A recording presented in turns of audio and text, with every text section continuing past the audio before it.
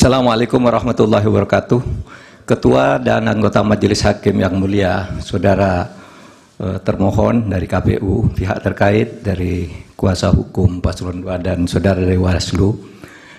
Dalam perjalanannya yang mulia, MK Indonesia pernah memberi warna progresif bagi perkembangan hukum konstitusi di Indonesia dan pernah dinilai sebagai lembaga penegak hukum yang sangat kredibel.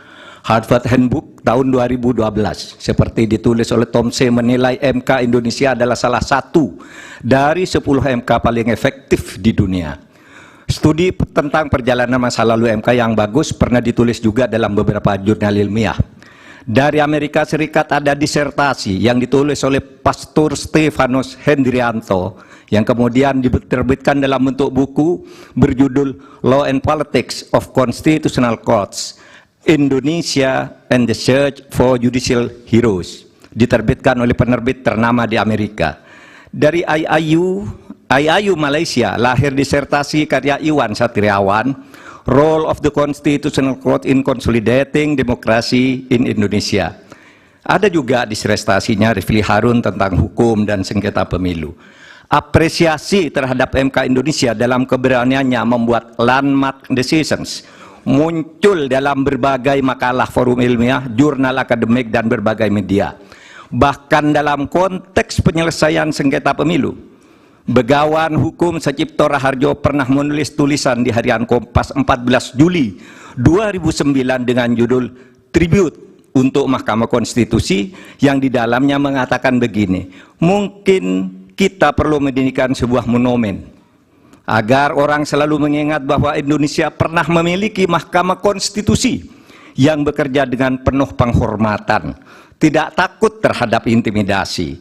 Harian Media Indonesia 7 Juli 2009 menulis editorialnya dengan judul Hormat untuk Mahkamah Konstitusi, yang alinea pertamanya dimulai dengan kalimat untung ada Mahkamah Konstitusi. Majelis Hakim yang mulia, salah satu kunci pernah banjirnya apresiasi terhadap MK adalah keberanian MK dalam membuat landmark decisions, keputusan monumental dengan berani menembus masuk ke relung keadilan substantif sebagai sukma hukum, bukan sekedar keadilan formal prosedural semata.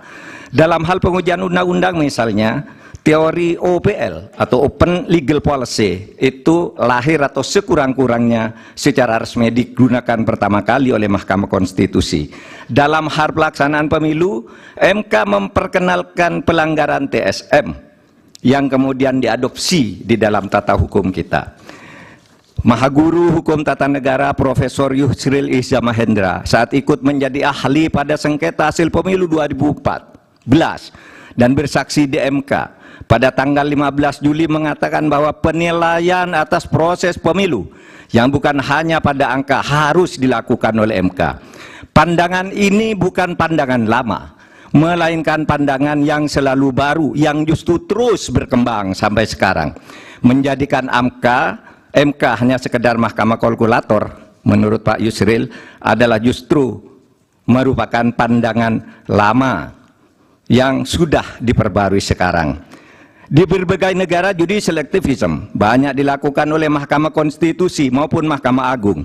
Beberapa negara membatalkan hasil pemilu yang dilaksanakan secara curang dan melanggar prosedur, seperti Australia, Ukraina, Bolivia, Kenya, Malawi, dan Thailand, serta beberapa negara yang satu disebut ada Belarusia yang dinilai sebagai shame institution atau institusi pengadilan palsu karena selalu diintervensi oleh pemerintah.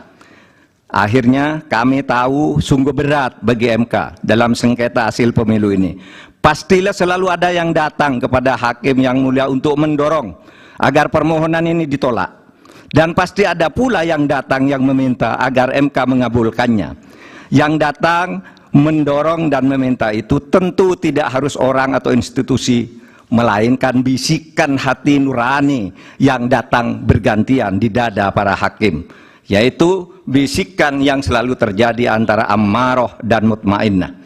Saya memaklumi tidak mudah bagi para hakim untuk menyelesaikan perang batin ini dengan baik, tetapi akhirnya kami berharap MK mengambil langkah penting untuk menyelamatkan masa depan demokrasi dan hukum di Indonesia.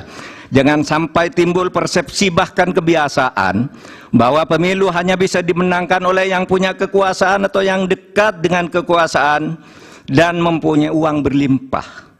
Jika ini dibiarkan terjadi, berarti keberadaan kita menjadi mundur. Kami berharap agar Majelis Hakim MK dapat bekerja dengan independen, penuh martabat dan penghormatan. Bagi kami yang penting bukan siapa yang menang, siapa yang kalah. Bagi kami, masalah ini adalah beyond election, melainkan harus merupakan edukasi kepada bangsa ini untuk menyelamatkan masa depan Indonesia dengan peradaban yang lebih maju melalui antara lain berhukum dengan elemen dasar sukmanya, yaitu keadilan substantif, moral, dan etika. Terima kasih Yang Mulia. Assalamualaikum warahmatullahi wabarakatuh. Waalaikumsalam.